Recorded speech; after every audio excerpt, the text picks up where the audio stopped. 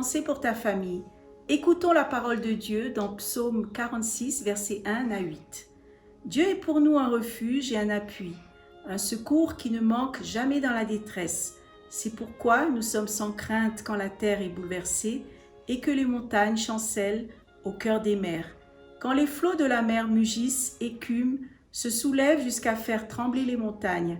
Il est un fleuve dont les courants réjouissent la cité de Dieu, le sanctuaire des demeures du Très-Haut. Dieu est au milieu d'elle, elle n'est point ébranlée. Dieu la secourt dès l'aube du matin. Des nations s'agitent, des royaumes s'ébranlent, il fait entendre sa voix, la terre se fond d'épouvante. L'Éternel des armées est avec nous, le Dieu de Jacob est pour nous une autre traite. Quels que soient les défis auxquels ta famille est confrontée, dis-toi par rapport à ce texte que nous venons d'entendre que le Seigneur est ton refuge et ton appui. N'hésite pas à aller vers lui. Il t'aime, il veut t'accueillir.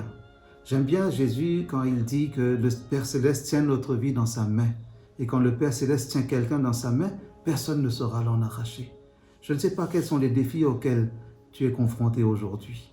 Pour toi personnellement, au sein de ton foyer, quelles sont tes luttes, quelles sont tes joies, quelles sont tes peines. Mais je sais une chose, que la parole de Dieu dit vrai et que Dieu est réellement pour nous un refuge et un appui. Alors que ta famille soit sous la bénédiction du Seigneur, soit sous sa protection et que ton cœur soit entièrement ouvert à sa grâce. Je crois que nous devons remercier le Seigneur pour cela, d'être vraiment pour nous un refuge et un appui. Permets-moi de prier pour ta famille et pour toutes les familles de l'océan Indien, là où le nom du Seigneur est invoqué, là où le Seigneur est accueilli dans nos foyers, pour que nous soyons vraiment en paix et que chaque jour nous puissions dire réellement que Dieu est pour nous un refuge et un appui, un secours qui ne manque jamais dans la détresse. Veux-tu entrer dans ce chemin pour expérimenter cette relation qui est sécurisante et c'est rassurant?